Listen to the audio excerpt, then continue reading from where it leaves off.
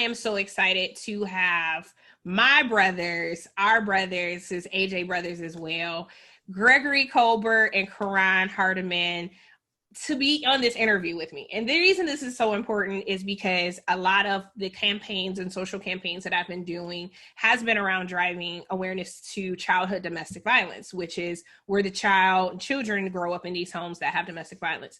We have heard from women, and the shirt that I'm wearing says, "I am not forgotten," because that is really the whole movement of this, because there is estimated over 1 billion children growing up in these homes, 15 million in the US alone.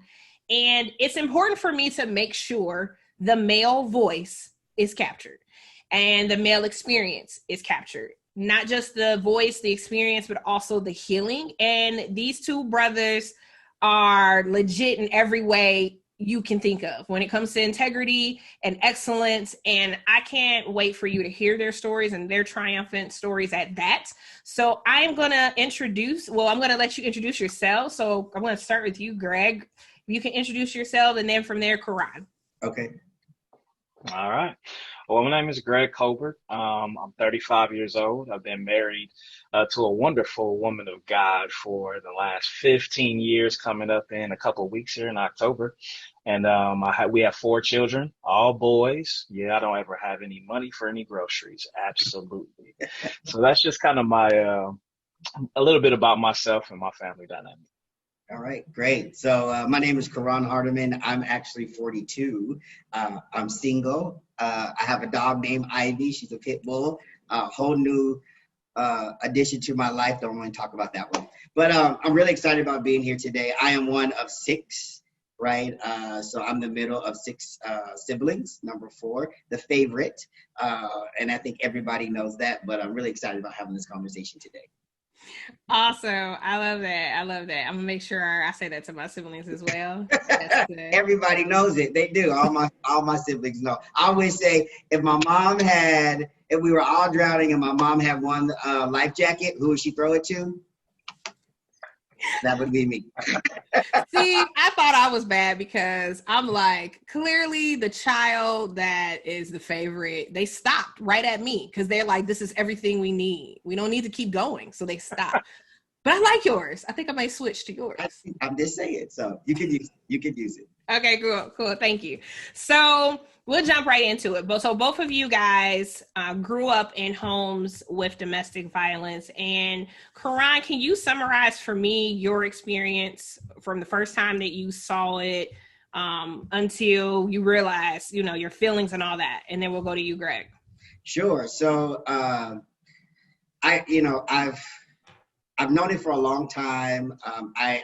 A lot of it I heard about, right? So I'm number 4. So there were 3 other siblings that I heard about when I was still younger. But then I started to see it happen with my dad and my mother. I could just remember times of arguments. I can remember times of yelling and screaming. I can remember times where my siblings would actually get myself and my little brother and get us in a room because they kind of already were familiar with what was about to take place. And I think that's what it was. I think with my father, I could see there's signs that you could see when things are starting to get elevated. I always say that you could see a shift in his face when I knew that there was going to be some type of physical abuse, right? And a lot of times I always thought that, he would come home and I don't know if it was stress. I don't know what it was, but we were always on alert. I think that was the biggest thing, right? All of us, my mom, the siblings, always on alert. Daddy's coming home, right?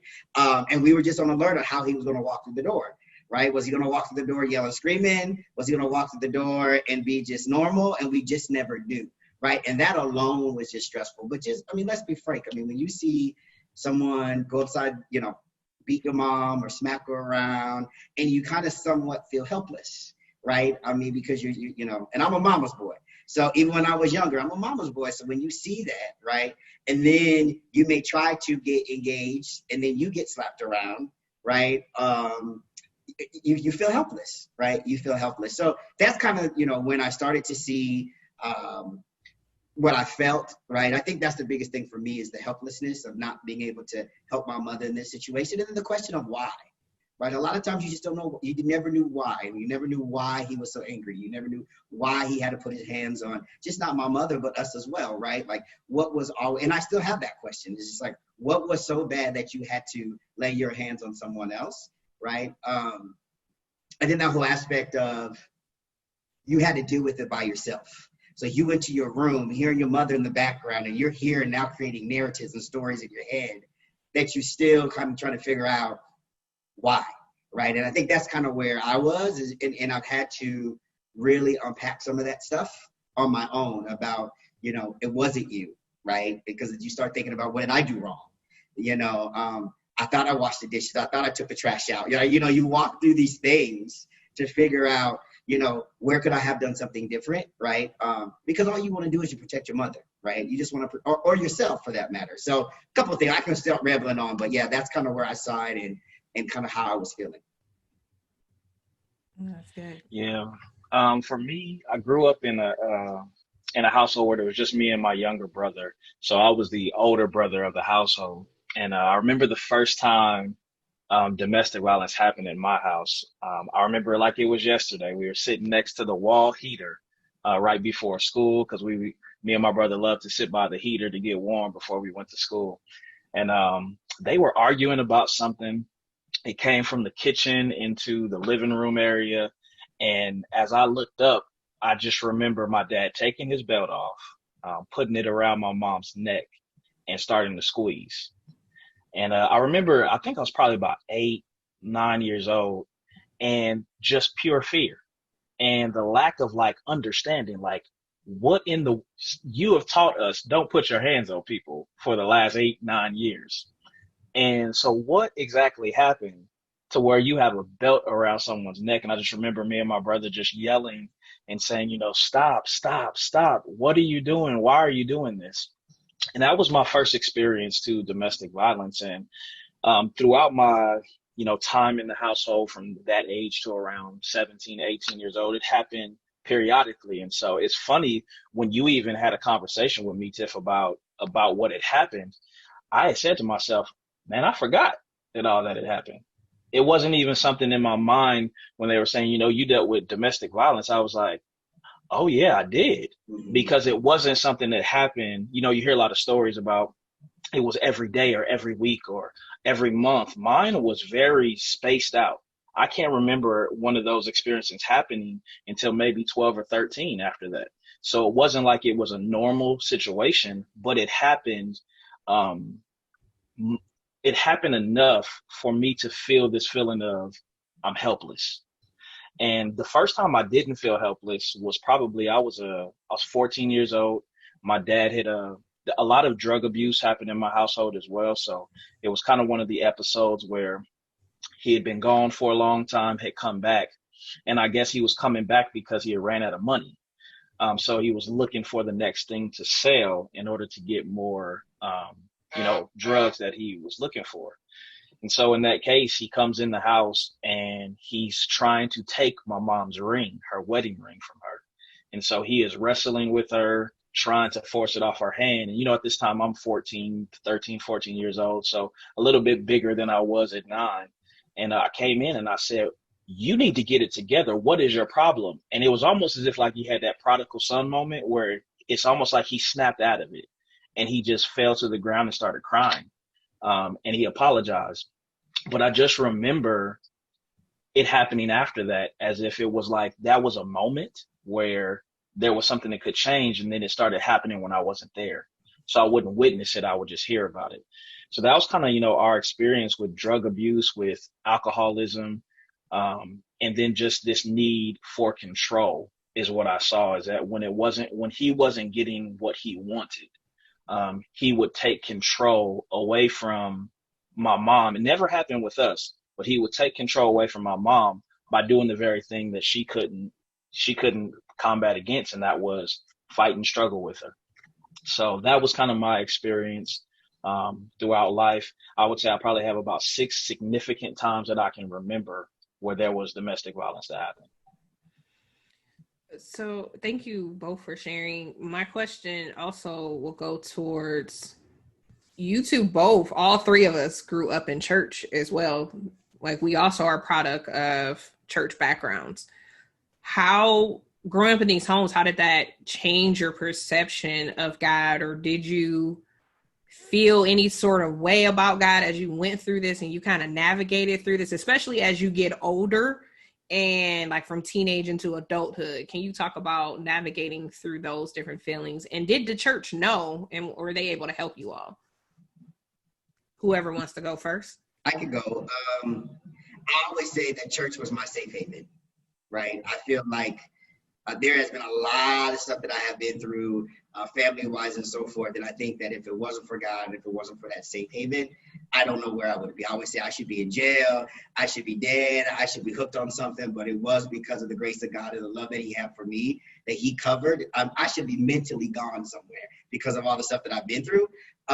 So I think specifically the safe haven was church. However, we were also one of those families that what was done in the house stayed in the house. And when we stepped out them doors, we were the Huxtables, like literally. Like literally everybody thought that we had it going on, but they had no clue, right? So, and that's that whole saying that you don't know what people go home to. You don't know what lives that they're living outside of church. You can go up and sing the house down, but when they go home, you don't know. And my mom's a singer, and that's exactly what would happen, right? I mean, it would just be that type of situation. But with that said, I think that, I know that church was our safe place, right? So anytime we go to choir rehearsal, vacation Bible study, there's a preacher coming, an evangelist, we having a revival for 2 weeks. We was there because that was, for me and us, that was our way to get out, right, of the situation. However, what I will say is that abuse has happened with my mother, both with my family and my stepfather. And my stepfather was a pastor. So it was a whole nother situation that I mentally had to go through, the fact that you just beat up on my mother on Saturday, but then you're trying to preach on Sunday, right? So that was a different kind of conversation as well. And that was hard, coming, seeing stuff happen on the weekend and on Sunday, sitting and listening to him preach, and seeing all these other people around him thinking that he is holier than thou. And I was just like, y'all have no clue. But again, I was brought up, what goes home in the house stays in the house, right? So that was an adjustment, that was hard to manage as well, right? So.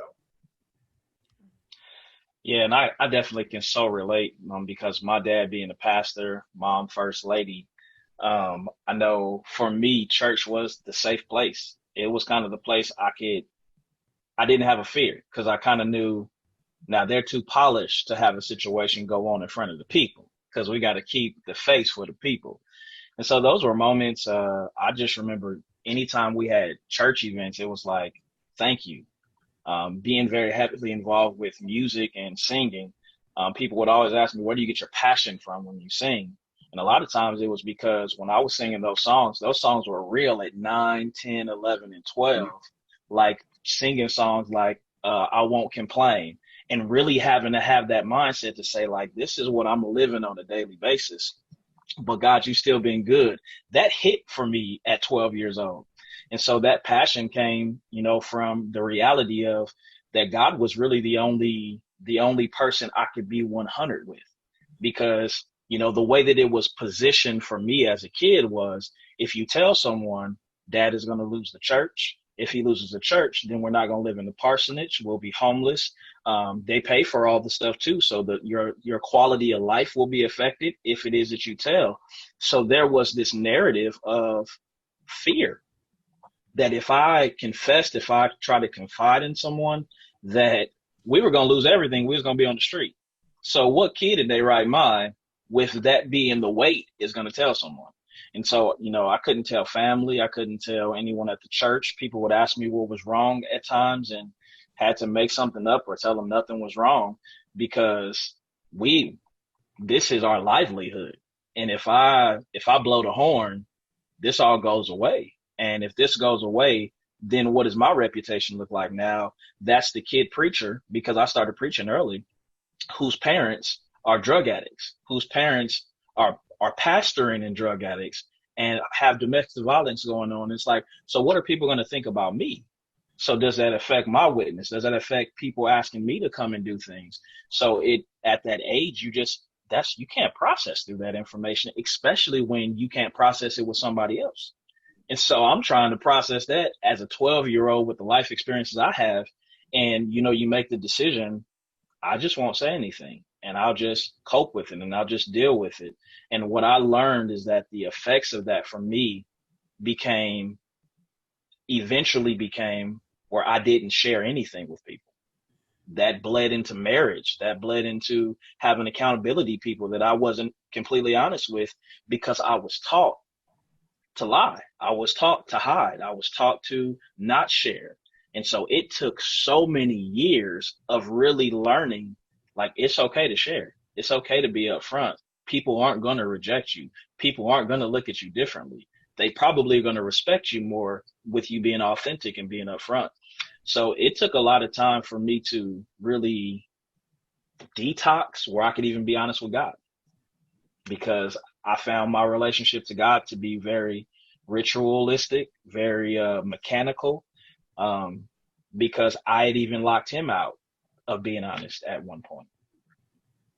If I may, I think the other thing too for me is that whole keeping it within, the other piece is I didn't want to put all of this pressure on my mother if I went out and said something, right? I think that was the other piece too. Like I wanted, and I was hoping that someone would just see or hear something so that I wouldn't have to, right? And I'll be like, y'all say that y'all know God and y'all hear from him and y'all don't know that this man up here is acting a fool. Like, come on. Like, so you start to question, like, God, come on. Like, you ain't told nobody that this man is doing this stuff behind the scenes. Don't nobody know you like that you can just give them a little dream or a vision about something. Like, and that was my biggest thing too. But also I didn't want to come out because, again, I didn't want to put all that pressure on my mother. Like if I came out and said something, I always thought, what is he going to do to her? Right? That's what kept a muzzle on my mouth, was if I said something, he wasn't going to go after me. Yeah, he'll spank me and he'll knock me upside the head. But when they go in that bedroom, what he's going to do to her? And that's what kept me quiet, because I didn't want to put any additional on her because of what I did. Right? So that was just another piece that kept me quiet as well. Okay. What were the steps, and Greg, you were kind of talking about it took years to kind of unpack. What were some practical steps that helped that unpack? And Koran, I don't know if you went through this too, where you didn't go with this season where you didn't want to open up to people or trust people because of that, because I too went through that stage and season. What are some steps? Because for me, I turned to relationships. I tried the drugs. Like I walked away. I had enough fear of God, but I walked away because like you said, ain't nobody giving a revelation to what he's doing. He's still doing this. He's still your guy. I'm going to go over here. But like, I know for me, the piece was going to counseling and kind of working through that through years. But for men, it's estimated that men will go to relationships, the streets or drugs when they can't control us in the house. Like there's this stigma that they're going to go out to the streets, or they're not even going to choose God or choose those things. And definitely, like you said, don't want to talk about it, maybe passive aggressive about it, or this is just something we don't need to talk about. This is just what we grew up in. This is just normalized. Again, what happens here stays here. So I don't really need to address it. What are some practical steps that you can recommend to men that may have grown up in that and don't have that aspect that you guys may have? Well, I know for me personally, God always helped me through relationships. And so right around the time where I was about 12 years old, there was a guy that came into my life divinely who became my music mentor. He saw me sing somewhere and he was like, hey, I just felt like the Lord told me to take you under my wing and just really just mentor you. And that was the first time I'd even heard of something like mentorship and things of that nature. And so I was like, cool. And he was the first example of a godly man that I'd seen. Someone who, because I always thought, if he's doing it, if my dad is doing this, preaching the way he preaching, doing the stuff he doing, and he can do this on the back end, this must be everybody. And so I was always skeptical of righteousness in people, really. But I got a front row seat to someone who knew the word and lived it. And that was, I feel like that helped me so much, just being exposed to someone who walked the walk along with talking the talk. And so that was one level. And he actually went through one of the situations where there was domestic violence that happened. I called him and he came and picked me up. And he, for the first time, someone had a conversation with me, because there was no way to get around it because he was there when it occurred. They just didn't know he was present. And so I finally had that in where it was like, someone knows, I can talk about it. And so I was able to talk to him about it, and he was able to take me through scripture. He was able to talk to me about, this has no reflection on you. This is not who you are. This is not who you will become. This is wrong. This should not be happening. And it was the first time I heard someone speak to that place. And I felt like God introduced him in that time because he knew I needed an outlet in that moment, because I had built up so much over time that I probably was going to explode at some point, but the release came through a relationship. Then I can say, moving forward, my wife was the next relationship that really took me to the next level, because I had never been exposed because I didn't have to be. No one was there every day, all the time, being able to see my interactions, see the things that I did, see the things that I didn't say, and be able to say, so let's talk about what just happened right now. Like, cause that was real passive aggressive, what just happened. And I didn't realize a part of me being passive aggressive was because I never wanted to be my dad and even my mom, because she would get into fights with him as well. At some point it became both of them that were fighting each other. I didn't want to be them. And so in not wanting to be them, I would go around anything that I would not go around or do anything that even remotely looked like what they were doing, but I would just do it in other ways. So mine was, I talk well, so I'm gonna use my mouth. I'm gonna use my mouth to say what I need to say, to hurt when I need to hurt, to cause pain where I need to cause pain, to have a level of control. And so what I learned about that was, and I didn't even know this till years later, is that was where my passive aggressive attributes came from, was that I was trying not to be them, but I didn't know how to express in healthy ways because I had never been required to do it. So that was kind of, I would say, getting into relationships with people who you can be real with, having accountability.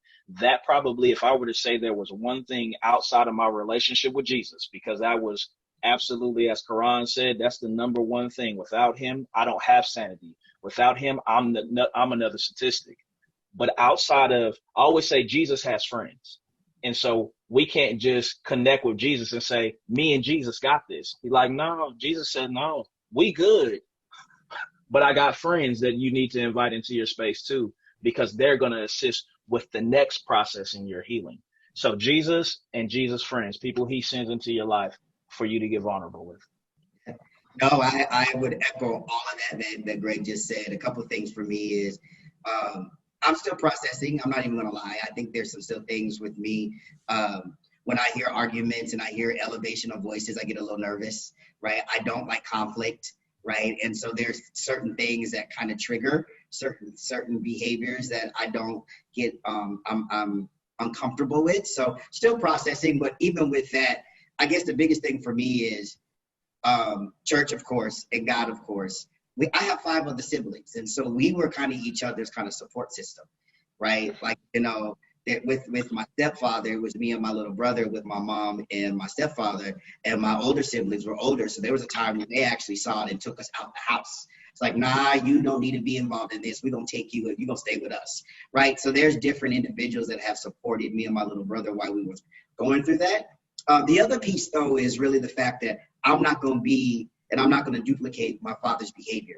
So I was more like, anything that I can do to do the opposite of what he did or his behavior, that's what so I owned a lot of why I did not duplicate some of the behavior, why I really watch who I am and how I interact and how I approach situations, because again, I know how his behavior, the impact his behavior had on people, right? And I don't want that. So I'm doing everything totally opposite of that case. So and then the other thing is, like Greg said, you got to have friends. Like, I have 2 friends that I've had for over almost 25 years that I can tell anything to, no judgment, cry, fall out.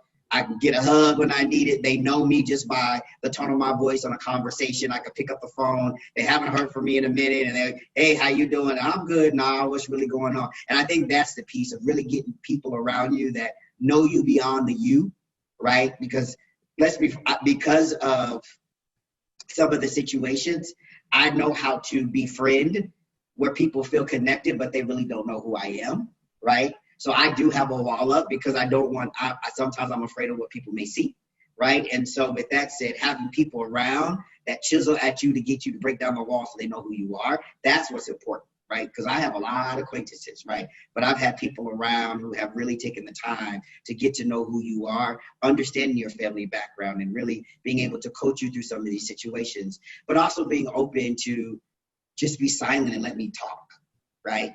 I think that's another space. Like, you know, I always say there's a listening friend and there's a response friend, right? And my friends know. And sometimes these conversations, I'll be like, Greg, I don't need you to tell me nothing. I don't need you to be biblical. I just need you to listen because I just need to get it out. But then there's other times I'll be like, look, I need some advice. Talk to me about this. So I think that's what's important, is really understanding who is your safe space, who is your support system. And then for me, again, just making sure that I'm not duplicating the same behaviors that I've seen with my father and my stepfather. But I'm still a work in progress. It's so funny that you say that, man, because if I could add on to that, I would say you need somebody who's going to irritate you. Sarita was my irritant, where she wouldn't let it go. Like, there would be things that happen and she wouldn't let up. And it caused me to search myself more. And so sometimes you have friends and they're good for certain situations, but sometimes the very person we don't want to talk to, because we know that they're the person that's going to ask 12,000 questions after that question, because people like Koran, and me and Koran know each other, we're talkers. And so we can talk our way out of something. And we can make you believe something that is not true. Okay. So with that being the case, you need people who see through that. And for me, yes, Sarita was that person. Yes. She saw through the wall. She saw through the lies at times. She saw through I manipulated that word in that phrase to make you feel like everything was fine. And I knew what I was doing, but she had enough discernment to say, that's not really how you feel. Right. It's like, I used to tell her, how you gonna tell me how I feel?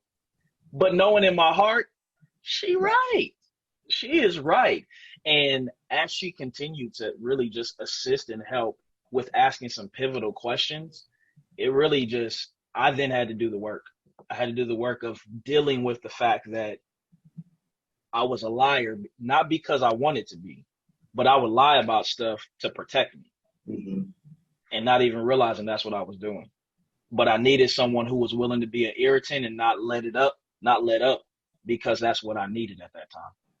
And I think, if I may, I'm sorry, Tiff. I'm sorry. I know you have another question, but and men want that, right? I think that's the piece, right? Men can be somewhat surface, right? But we want somebody to take the time to get to know us. We really, really do. So we may even push, but that journey is so necessary for us as men. And I'm telling you, there is treasure on the other side when people take the time to really get to know men, right? I'm telling you, right? So don't always just stop at the first stop sign or the first, yield sign, right? We want you to go past that, because we want people to know, and we want to feel like you care about us beyond just us being men and providers and nurturers and all that. We want you to know who we are, right? Take the time. And I think that's what, my friends have done and all that stuff. That's why we've been around. They've been around for 20, 25 years, because they have taken the time to get to know me, and that is so refreshing, right? And vice versa, right? And then they can call me on my stuff too, like Greg said. That's really good. And so kind of my questions for both of you, but starting with Greg, is, so Sarita, for those who don't know, is Greg's wife. And Sarita also grew up in a home with domestic violence. So how do you be a safe space? How, you're talking to married men, how do you be a safe space for a spouse who's grown up in that, especially when you've grown up in that too. Like, how do you not trigger each other? That's good. So I'm gonna go biblical. 1 Peter 3:7 says, "Dwell with your wives with knowledge and in understanding." And I think when you know someone's background, you're more apt to be able to see beyond their action. And so there were many times where there would be things that would happen with Sarita, and at first, like, she wasn't very affectionate.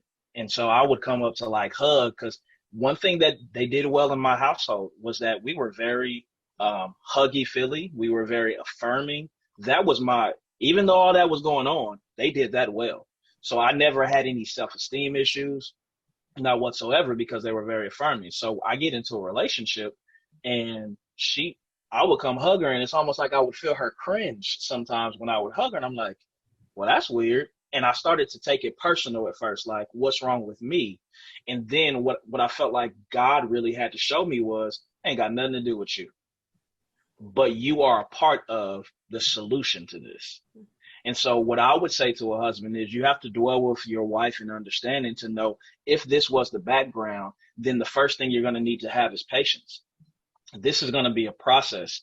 You can't expect her to take all that has happened in her childhood and just bottle it up and bury it for the sake of pleasing you. At the end of the day, I believe marriage is supposed to improve each person's value. And when I say value, is their ability to continue to grow. And so if I am always criticizing her and saying, well, why don't you want to hug me? I feel rejected. Then her value doesn't increase because she can't grow. But if I say, you know what? If you don't want to hug right now, that's completely fine. What can I do? I want you to know that I love you. I want you to know that I'm here and I want to be close to you. What other things can I do right now while you're going through this process that is going to communicate that same type of love that you have, that feeling? It's being able to go in that direction. Then that puts the ball back in her court to say, well, okay, what do I need then? What could he do to show me love? And why is it that I'm not receiving the love from him? He's never given me the reason that my father or uncle or whoever it may be did to me in the past. And so what then can I do? What formula can I give him? And it puts it back on the person to really start to look to see, okay, maybe I need to start peeling back these layers myself. But if I'm arguing and combative in those moments, that doesn't push her to grow at all. So I would say patience, and then I would say education. Educate yourself. One thing I knew about Sarita was with how her household was, she didn't get a lot of love, a lot of affirmation. And I'm the complete opposite. So I'm affirming. I'm telling her she's great. I'm telling her she's beautiful. And there's times she would tell me, I'm not beautiful. Stop telling me that. And I just had to be patient and continue to say, for me, in my eyes, girl, you fine, girl. You everything to me. And as I continued to say it, she started believing it. And I think one thing that we sometimes don't realize is extremely powerful is the power of repetition. Repetition is the best teacher that we have. And I know it's irritating to repeat yourself over and over and over again, but repetition is probably the best teacher. Why does God tell us to keep reading the word? It ain't changed. It's the same 66 books, same words. But he says, don't you walk away from the word, because repetition, the more you hear it, the more you'll start to believe it. Then the more you'll start living in that. So I would say to a husband, be patient, educate yourself about what her past is, ask questions, and then ask the intimate questions of, how can I help? Sometimes it's not our job to come up with a solution, but it is our job to ask, how can I help? And if you don't know, I'm patient enough to let you go through that process until you can give me an answer. That's good. That's really good. Thank you. You dropped the mic on that one. Right? Yep. Very good. So, Koran, when we talk about triggers, one of the symptoms of growing up in a home is like that PTSD. It's ongoing. Like you said, processing the work isn't complete. Even though I went through years of counseling, even upon getting married, there were new triggers. Even like certain shows, there's new triggers. There's certain things, the triggers are always there. One of the biggest ways that I saw triggers was in corporate America. and your girl was acting out with leadership. Nah, you can't. And that was really the biggest trigger that showed me I needed to go to counseling and do some work. What are some ways that you can advise those who may be in the corporate sector that may be finding a hard time or consistently being irritated, or they may have an issue? So my issue was men in leadership, whether it was in church, whether it was in work, and it was spilling out. What are some ways you can advise people to control those triggers, do some work on those triggers, especially as it may bleed out in the corporate sector, in the social sector? Right. So I think the first thing is that you have to be honest with yourself. I think honesty is key, because if we're not honest with our own selves about the fact that we are still struggling with certain things, we will never be able to get healed. We will never be able to get delivered. We will never be able to move from the journey that we are currently on to the next part of the journey, right? So being honest. I think the other space is when you are in situations where you start to feel certain things, you got to address it with someone. Right. And I don't know who that could be, your manager, right? That could be another colleague. But I think you holding it in is not going to help at all. Right. I think it needs to be addressed in some manner. I haven't had that issue. Right. I'll be very frank. I haven't had that issue because I think mine is the total opposite. Because I don't want to bring any of that up, I position myself in certain situations so that it won't. Again, I don't do conflict well. Right. So I never had that situation, but I've had addressed some individuals that have. And that is the thing, sitting down with them, having a conversation, asking, like, let's talk about the situation. Why did this particular individual make you go left? Right. What is it about this conversation? Is it about him? Is it about her? Is it because of their ethnicity? Is it because of the rule and the power that they currently have? Is it because they didn't respond to you in the way that you thought that they should have? Like, really breaking it down and understanding what that is. Sometimes you can do that by yourself. Other times you need somebody to help you through that, right? But that's I may not have the answer to that one. For me on the corporate side, it's really just you got to find somebody to talk to. We go right back to our initial conversation. You got to have that safe space, right? Because sometimes you can't get through those conversations by yourself. So that's kind of what I would love, because Greg's in the corporate world too. So I would love to get your feedback, Greg, if I may, to pass the mic over to you. How would you deal with something like that? Sorry, I didn't take over the interview. I promise I did.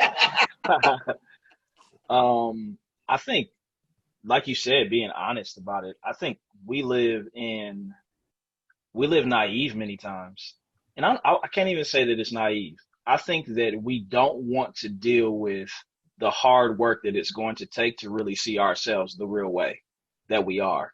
I always say I remember going years ago to this store, and there was this mirror, and the mirror, it was like one of those that you put on your counter, and it had like the LED lights around it.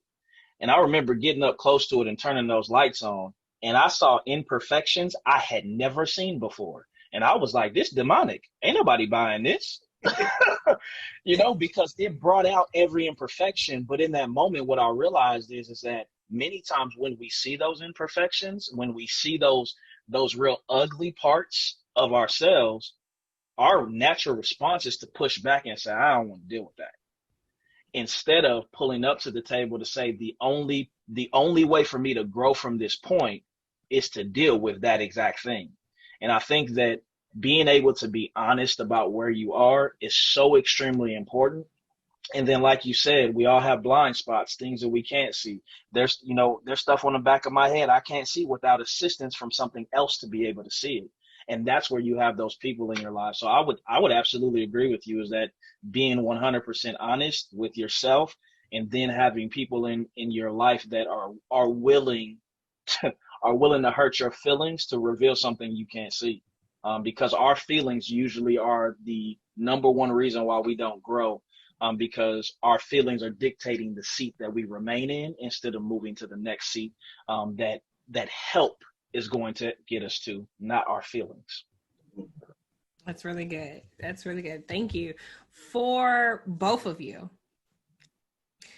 church, right? So we all grew up in these sectors. It was 90s, early 2000s when I was going through it, and it's now 2020. And I still don't hear a lot of church and faith leaders bringing awareness to domestic violence or being trained on knowing the signs, even for youth. And like Koran said, so God ain't gave y'all revelation on this man over here doing this. Like, and now it's leadership. We're not even talking about the congregants that may be going through it. What do you say to faith leaders, or maybe it's youth, the pastor, on being trained, being aware, being in tune of what's going on in this sector to make it not so taboo within churches? The first thing is, I think that leadership needs to be human. I think that's one of the first things that I would say. A lot of times we don't want to address the preacher or the leader because we don't feel that they will get it, right? Because they're super spiritual, right? And I just feel like there's a point where leadership needs to be able to be spiritual but natural as well, so that people feel comfortable and confident enough to come to you to share, right? I think that is so important, because I think that barrier is what's causing conversations not to happen, right? Is that super spiritual. And then you have to create a culture where people feel comfortable talking about stuff like this, right? That's the key. Like, is your church atmosphere where, in the culture is where it's open, where they can feel comfortable coming to you, pastor, you assistant pastor, you volunteer leader, right? And I think that's to me, that's what's really, really important, because I think those titles, to a certain degree, puts a barrier between me coming to someone to talk about it, right? The ones that I have seen worked really, really well is, yeah, you are the youth pastor, but I trust you enough that I can have conversation with you, right? And you're going to help me through it. But then there's other times where there's titles where I would never go to that person because I don't feel connected to them. I don't feel like they're going to listen to me, right? And I think also, to a certain degree, some of that may be our own bias as well, right? Because growing up in the Black church, right? Our pastor was God, right? That's the way we looked at it, right? At least that's how I did, and that's how we were raised. And so going up to them and saying, hey, we need to talk about this type of topic, we would never do that. There ain't this stuff going on in my church. Are you serious? Even though they may be the ones doing it, right? And so it's that type of thing that I just think current day, if pastors and preachers and leadership can be open and be human and provide a culture of safety to have these conversations, and then resources. I think that's the other thing, right? I think we don't have the resources in some of our churches to address this because they don't see it as important. Potentially, right? We know what's important in churches because we talk about it all the time, and it's repetition all the time, right? So that's just kind of how I'm feeling. It may or may not be important, but we need to build a safe space for people to come and have conversations and have resources that people can help get through the journey. So that's just my perspective. Thank you. Yeah, I would definitely agree with Koran's stance, and I'm gonna take a little bit of a turn. And one thing I am gonna say is I think that sometimes, as the body of Christ in general, that we're the body because there are gonna be certain things that stand out to us more. So there's gonna be a burden on my heart that won't necessarily be the burden of someone else's heart. It doesn't mean that my burden is less important or more important. It's just the burden God has given me. And so I think, I remember reading, I think it was Rick Warren's Purpose Driven Church. And he said that a guy came to him and he was talking about prison ministry. And he was like, I've been doing prison ministry for the last 10 years. And, we need to do something at the church. And Rick Warren's response is that it sounds like we already have a prison ministry. Because I think sometimes the body doesn't realize is that, you guys, both of you know that my passion is relationships. And so singles, marriage, parenting, all those type of relationships, that's my passion. And so would I love relationships to be preached on more? Absolutely. But then what I understand is that my part in the kingdom is to bring that balance to the body, that's my part in the body. And so sometimes I think whatever we're burdened for, just in the same way that Nehemiah did, he was burdened because the walls of Jerusalem had been torn down. When he went before the king, and if I can just have some liberty with that text, he went before the pastor. He went before the one that can make something happen. The pastor said, what can I do to assist you in this? And Nehemiah was ready with, this is what I would need. I would need letters. I would need this material. And he said, you can go and do that ministry. And so I think that's a picture of what the church really is supposed to be, is that somebody's burdened for finance, somebody's burdened for domestic violence, somebody's burdened for relationships, somebody's burdened for prison ministry, somebody's burdened for the homeless. And if we would walk in our purpose, then the body is balanced to deal with all the different passions and burdens that we have on our heart. So I think that we do have to, there is a level of accountability as leaders in the church that we need to make sure that we're in position to resource, but I don't think that it's always on the actual pastor or the leadership team to be the ones that are the forerunners of it. Because if we do too much, we'll be average or we'll be bad at a whole bunch. But if someone with a passion for this and excellence for this, that person is going to do this like it's like their life. And that's who I want running it. That's the one I want forerunning it, because their level of passion is nowhere near mine. But I can get behind your passion because it's helping people. Can I piggyback on that, if I may? So I want to ask you a question, Greg.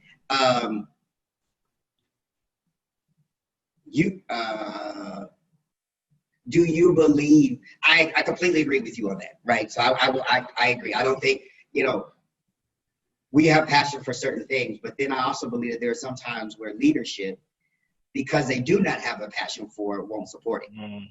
True. How do you address that, right? I mean, is that something that do you just say no to? Do you create it yourself? Do you, like what's your thoughts around that? Because I could just see individuals saying, okay, I'm gonna go to my pastor and I'm gonna say, hey, I'm passionate about this, and they'd be like, yeah, I know it's happening, but it's just not something that I believe that our congregation is supposed to, whatever the case may be, right? How do you address that? Because I would that they fail, right, in that conversation. But go ahead. Yeah, I think I would say probably two things. One thing that you mentioned is it's now going back to the drawing board and say, is this my personal burden that now I need to start? Or going and finding an organization that's already doing it and backing them up. Because there's always going to be a way for you to get that burden, get that passion out in a way. And it could be you're starting it, or you're called to be the number two to somebody else that's already doing it and support them and help them, which ultimately is helping the cause that you're passionate with. I think, whenever we have to be willing to be told no, because sometimes no reveals the next step. Sometimes we think the yes is going to be the answer from leadership or whoever it may be. But sometimes sometimes my no's actually got me the answer that I'm supposed to do it. Okay. Or it got me the answer of, let me reveal to you that there's somebody already doing this. And that's the type of person I am. I'm not a starter of a lot of things. I don't start a whole lot. But if you give me someone already has something, I'm like, how can I help? And so it's either avenue. It's either, okay, well, God, I went to this place in my church, and this doesn't align with the vision there. So is this a me thing? Is this I'm starting it? Or is this you're going to reveal to me where I can hitch my value, my resources, my knowledge, and my passion to somebody else's horse that already is going, so where I can just get with you and assist you and help you. Okay. Yeah, and also to add on there too, Koran, I would say, because being quite frank, like you said as well, the Black church is somebody may be in one of those, and it's an old school insert denomination here, and it's like shut out. The thing that I would say is, like Greg said, going biblical, is you present it to them. If they don't accept it, dust yourself off and go to the next church, because this needs to go forth. If you are the burden of it, you have that burden and you have that passion, don't just stop at that one church. Keep going to the next church until the mission that goes forth goes forth. Yeah, that's real. What did he say? He said, if they don't receive you, dust your feet off and go to the next. And I think sometimes we can get so paralyzed by that rejection that we stop there, not realizing that, look, the blessing wasn't even there. The blessing was on the next place that you just had to get through the rejection of what you felt at this place. God was about to open the door in this next season, but you won't get there if you give up before then. Amen. Real talk. Yes. This has been great conversation. There was a question that you asked and the thing that you didn't ask that I really thought was a good question. How do I change as a parent now? Um, how am I trying to rewrite the narrative for my kids? And I wanted to like that was I was excited about that question because I think a lot of times as parents, we don't realize that we feed into some of the dysfunction that continues to go through generations. And those are things like, so this is what my advice to parents would be is go back and spot check the origin and the effectiveness of where your method of parenting came from. Because sometimes we're parenting and we're like, well, that's how mom and them used to do. That's how I grew up. But then the question is, but have you had to have counseling and go to the throne of God through prayer and fasting to get rid of some of the stuff that you are now duplicating? And so have you just taken the time to spot check the origin of it? Where did it come from? And then effectiveness. Has it been effective? Has it been fruitful? Can you say this is something that has helped your lineage? If you can't say that, then why are you committed to it? Why is it a religion? Why is it a theology that you're continuing to regurgitate from generation to generation? And so go back, check that stuff. And then when you check it, you have to make sure that you don't fall on either extreme. So it's like, my dad was like this, so I'm never going to be like that. But you can throw out some of the good things that dad did because you're trying to not be like him at all. On the other end, it's like you become them. And you don't want to do either. You want to take what was good, and then you want to be able to take the things that were bad and then learn from them. So things like kids are seen and not heard. Who told you that? Is that effective? Do we now have kids that don't know how to express themselves? One of my kids, they asked me, they said, Daddy, how much do you make a year? And my first response that came up in me is, boy, you don't ask me how much I make. But you know what I realized? I said, in that moment, God captured, he took hold of my tongue and said, be quiet. He said, why wouldn't you tell him? Explain to me why that would not be something that you would express to him. And I was like, I didn't have an answer. And so I told him, and he was like, so in your field, would you be making more if you did A, B, C, and D? And it became such a greater level of a conversation because I opened up and just told him something that I didn't really have a reason not to tell him. And so I think really as parents, checking to make sure, like, why do I do what I do? Why do I parent that way? Why do I handle discipline that way? Am I just doing it because, or do I really see that it was effective? And so that was one of those questions I really wanted to answer because I think a lot of parents are just going through the motions and you're actually making dysfunction more concrete for the next generation. And every generation gets worse. It's biblical. If you look at it all throughout the Bible, what one father didn't deal with, it showed up in a worse way in the next generation. And so we're trying to figure out why we're going through what we're going through now with millennials and the kids now. And it's because we've passed down these bad teaching. And they are, listen, they are learning the bad teaching. And when you learn bad teaching, the only option you have is bad living. Oh, no, that was good. I'm glad you brought that up. Based off that, now I have another question for you guys. Talk to me about your reconciliation with your parents. And forgiveness. I know, oh, good, here we go. Okay, good. That's a good one. You go first, Greg. I didn't think that one. I didn't. So I'm gonna be very upfront, be very frank and transparent. Is that for both of my parents' relationships, I would say they're both strained relationships, and the reason why is that we've made a decision to create healthy boundaries that my parents don't view as healthy boundaries. They view them as boundaries for people that are outside of your family. So because they're family, they believe that we should not have these boundaries. But I know for me, for my household, for even my sanity at many times, even for our relationship remaining at the place it is. These boundaries have to be in place. And so while we have reconciled to the point where I've forgiven them, I talk to them on a regular basis. We just see things, our life view is so different that I understand that our relationships have to remain at the place that they're at in order for them to function. And that's not anything that I would say, somebody will say, well, as a Christian, shouldn't you have a great relationship with your parents? That can be true. But the Bible says to live at peace with all those as much as you can. That is not a scripture just for people that are outside of your family that don't have your last name. That's for everybody. And so you have to do your due diligence. And so with me and my parents, my dad's relationship is he lives in Arizona, probably about 20 minutes from me. I see him probably a couple times a month, and I'll go over and give him some supplies and things that he may need. But it's really surface. It's a really surface relationship. And I think it's just because ownership for him has never been something that's been important. Come on. He won't take ownership. Come on. And so without taking ownership of where his life is, how he got here, he lives in a different reality than what I live in. So, we're cordial. I would do whatever I needed to do for him, but our relationship is surface.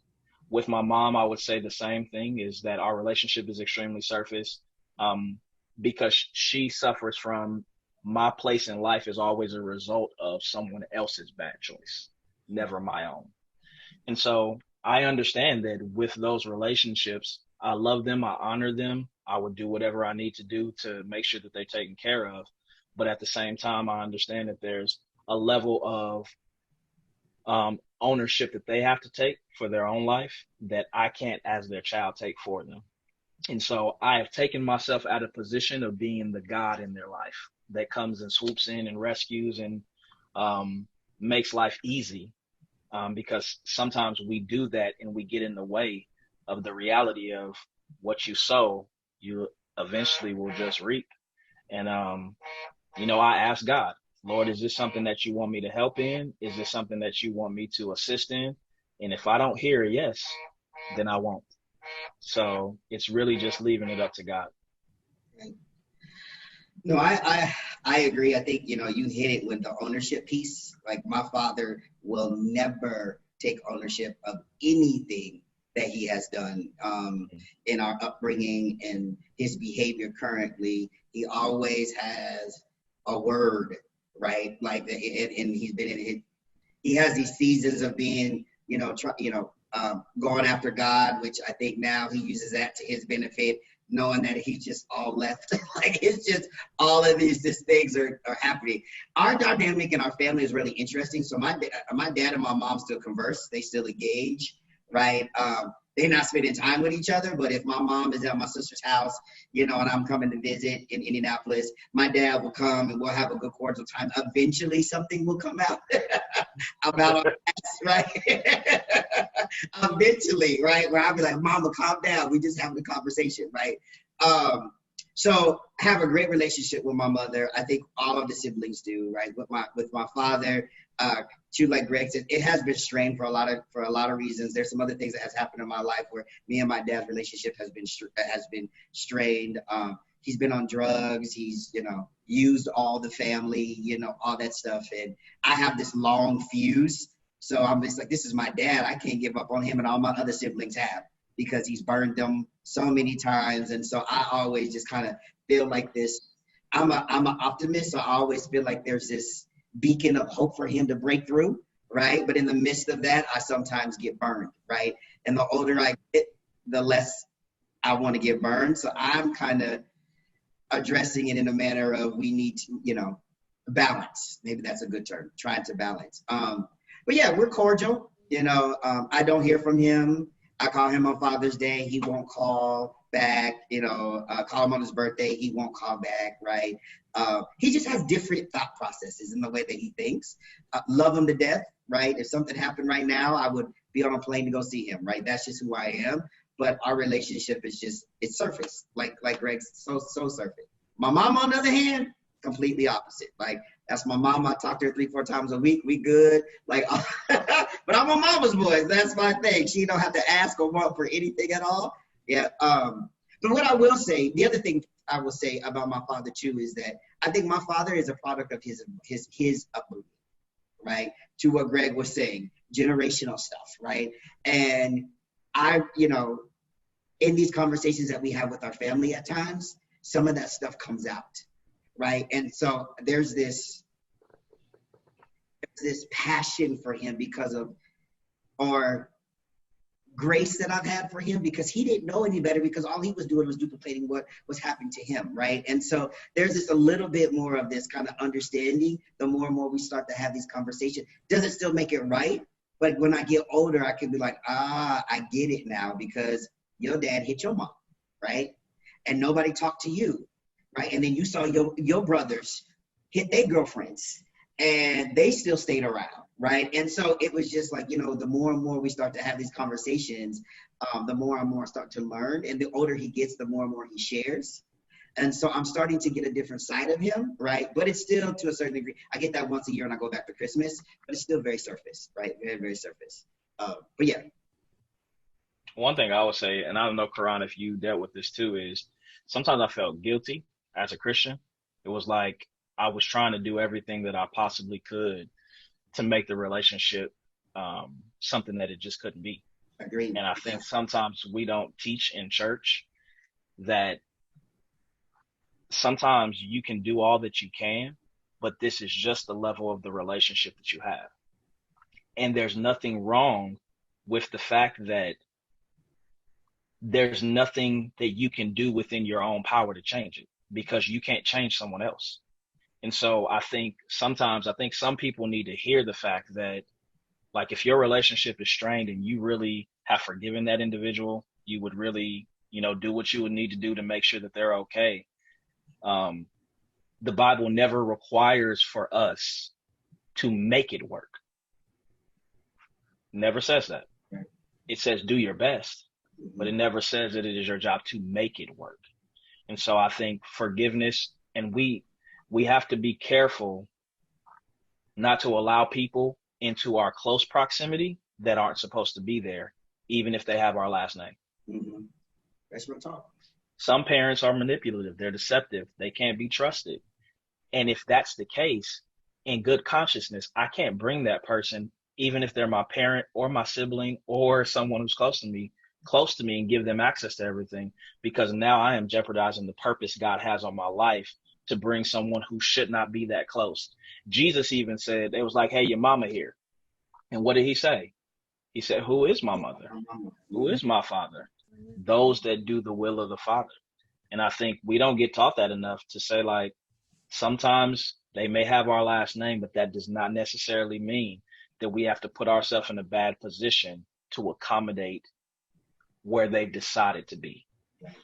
And I think that's a good point, because for me, I'll share is that I always extended myself, and because I wanted something back from him, I used to be, I would be hurt because he did not respond back. Like, I'm reaching out and you didn't respond to me, right? And I'm like, I'm calling you on your birthday and you couldn't call me, and so I was taking these initiatives to do these things, right? But I'm over here being hurt and he ain't even thinking about me, right? And so that's the piece where I agree with you. There's a point where I had to come and say, and again, this has been a journey, y'all, right? This is not something that you just wake up one morning and be like, okay, like this, I'm 42. This has been a journey since 7, 8, 9, 10 years old, right? But in my 40s, I have recognized is that I have to meet them where they're at, right? Okay. Right? I have to meet them where they're at. And to a certain degree, it doesn't mean that they don't love you any less. They only are loving you from the place that they know how to love you, right? And you got to accept it for that. And you demonstrate the love that you know how to love to them. And that's the place that I'm at right now. And when he does not call me back, I still feel good, because I know that he'll pick up the phone and hear my voice and say happy birthday or happy Father's Day. And that's enough for me, right? So I don't need a response, because that's just the maturity that I'm at and the journey that I'm at. But I just have to allow him to love me from where he is. And now, before, he would never tell me he loved me. Before I go home on Christmas, he always gives me a hug. I love you, son, right? you know, and so it's growth on his end as well. But you got to let them be where they at. So I'm just kind of confirming what you just said, Greg. It's good. So good. So very good, because I've also dealt with both of those. And like listening to him, like, are we related? Like, have because my father, same thing, ownership, and literally with the book being published and everything that's going forth, and like I was a daddy's girl, so that was also the specialness in our relationship. Was I know what he was doing was bad, but I still love my dad. And then like you go through these phases, and so now that's kind of where we are. No, wait, before we get where we are, you also would have, Greg touched on it, the church. We don't talk about this enough. I think it's a little bit more complex for those who have parents who are in the church or preachers' kids, because like for us, it was, I will verbally abuse you, honor your father and your mother. Yeah. When I got older, I would then say, but verse 4 says, fathers, do not. There's a clause for you too. Right. But a lot of times we're taught that that passage, like you have to take that because they have your same last name, and you have to deal with a lot of that stuff where I tell my daughter, if it costs you your peace, it's too expensive. And you have to guard your heart, and you have to guard your mind. And I still love my father. Like you said, I'm calling on birthdays still, even though I know you don't want to hear from me. Mm-hmm. Father's Day, I'm sending you edible arrangements. I'm calling you. I'm sending you the text. Even though you send me a nasty text back, I still let it be known I love you. I've honored my part, but then I go back to blocking his number. Because, like Greg said, there's a boundary there. And because I still have that love for you, I've gotten to the point where I can forgive you. I've gotten to the point where I can give grace. But I can't go through the emotional toll of crying and just being really heartbroken over the daddy's girl who does still want that, you know? Right. So you guys hit both spectrums for me. And it's so biblical. It says, above all else, guard your heart with all diligence. Yeah. It's like we take our family, and it's like we omit them from that reality. I have to guard my heart from the people I got to guard my heart the most from is usually people who are closest to me. And so they fall into that category, is that many times what they view as rejection is actually protection for our relationship. Because if I let you too close, knowing what I know, I'm setting our relationship up for a worse relationship. So let me keep it here because I know in this realm, in these boundaries, we're good. Anything outside of this, though, we just can't go there. Yeah. We're just not at that place. Agreed. Yeah. And I have to be, and that's the piece for me. I just like, and again, you asked what would I say? I would say that, y'all, this is a journey. Like I mentioned that again. This is a personal journey. Right? This is not your sister's journey. Like I got 5 other siblings. This is not their journey. This is my journey. They could probably tell you a whole different story about their experience in this as well, because they were older, so they probably got it way worse than I did, right? But I just think that we have to embrace the journey, right? And we have to really understand that we as individuals have, like you said, have to protect ourselves. We have to understand where we're at in the journey, and we have to have grace for ourselves to get to the next step, right? I think that's right, because a lot of times the conversation has really been about, you know, the father, but I also want to say take time for you, and whatever that means. Is that counseling? Like that's one of the things I'm considering. I'll be being transparent. I've heard that many times, like, because I feel like I got it together. I feel like, you know, I'm very self-reflecting. I know a little bit. I'm really in touch with Koran, but I also still feel like I probably need somebody else to talk to, because they could probably pull stuff out of me that I can't. But you got to understand what's best for you and focus on you through this process, right? I think that is what I would leave, especially men, because men, right? Because sometimes we don't want to talk about this out of shame. Right? We didn't even talk about that, right? Right? You know, that's the other thing. Could I go to my boys and talk about, I just saw my mom get beat upside the head? No, because you don't want to be, it's a shame thing, right? And I think from a man perspective, we have to really work on the shame piece, right? Because I think if we can get past that, that will open up doors for us to really progress in this space. So when you ask, what can I leave? That take time for you. It's so important. So very important. That's good. So good. Greg, do you have anything to add on to that, or? No, I would definitely agree. I think that we just have to take the time, as Karan said, to really self-care. And I think there's an emphasis, just being married, there's an emphasis on the wife taking time away because she usually has the responsibilities of the house and the kids and things of that nature. And I talk to a lot of men, and a lot of times, I ask, when's the last time you got away? When's the last time you got a room and it was just you? And usually the answer is, I've never done that. And I think that sometimes because we are provider, protector, leader, that we will put the weight of everything on ourselves and never take breaks. And sometimes that is, we're only as good to our family, our community, our churches, as we've taken the time to care for ourselves. And so what I would ask the man, a man that may be dealing with, I have thoughts of being violent with my spouse or with my kids or with other people. I would say, hey, you need time. You need to take some time. You need to get away. You need to, as Karan said, get into some counseling, talk to some people. But I think that self-care piece for men is something that is not addressed, but it is absolutely necessary for them to be effective. There's no one that can, God created the earth and then rested. That's God. And so if we're trying to create families, starting businesses, getting promotions in careers, ministry, all the things that a lot of men are trying to do without taking breaks for themselves. How many times did Jesus go away by himself? Then we eventually will start acting out of the neglect for our own soul.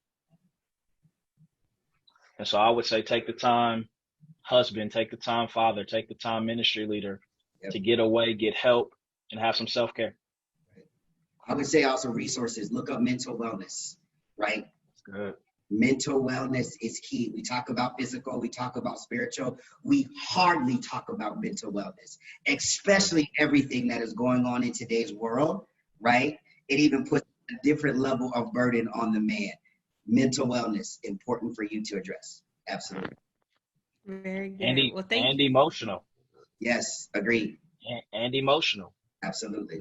That emotion piece, we are not intelligent in our emotions many times when it comes to men.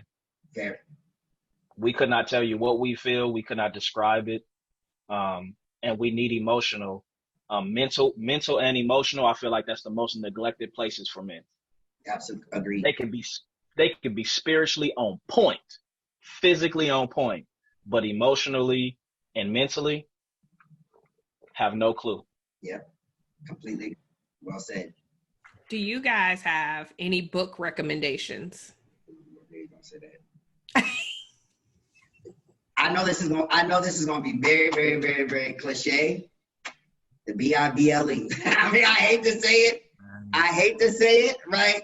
Because I don't want to be too super spiritual, right? But the Bible is everything that you need. I really believe that, right? I really, really do believe that. For someone that's not a reader, that's where I go. When I go get in my zones, or I get in my places where I need encouragement, I need uplifting. I don't mean to be. So I'm going to take the super spiritual side. Greg, what's the natural side? We gonna switch on this question. I think He Motions by T.D. Jakes was one of the best men emotion books that I think that I've read. And I would say for the mental aspect of it, I think it would just depend. The book that's coming to my mind is Relational Intelligence by Darius Daniels. And the reason I say that is because I think a lot of our peace is stolen by a lack of intelligence when it comes to our relationships. And it breaks down relationships so well on how to categorized, and then what access does a person have based on how you've categorized them in your life. Getting the right people on the bus and then putting them in the right place. That book just comes to mind. And then Boundaries. I always forget who the author of Boundaries is, but Boundaries, just the original book, Boundaries in Marriage, Boundaries in Single. It's a whole bunch of boundary books. They are all good. And that was a game changer for me in setting the correct boundaries with myself and with other people that brought me the most peace I've ever had in my life. So those are just a couple of recommendations. Okay, awesome. And then I'm going to plug my book, Forgotten, Living in the Shadows of Domestic Violence, because one of the things is that even though I'm a woman, you guys are males, even as you were talking about the initial journey of which version of dad are we coming home with, like I share that in the book. Like, you can tell how your day is going to go or what the temperature reading is based on his mood and all of that. But it also goes into the journey of here's the impact there. Here's what this looked like. Here's what those triggers look like. But here's also an in-depth look on counseling and what counseling did and how my counselor was the irritant before my husband to drill into this is how I was able to trace back to that childhood trauma to uproot it and do the work for today. So those are the resources. I thank you guys so much for taking the time out and sharing all of your wisdom and knowledge and even your experience. So yeah, have a great rest of your afternoon, and we'll talk with you guys soon. Sounds good. Thank you so much, Steph. Appreciate it. Thank you so much.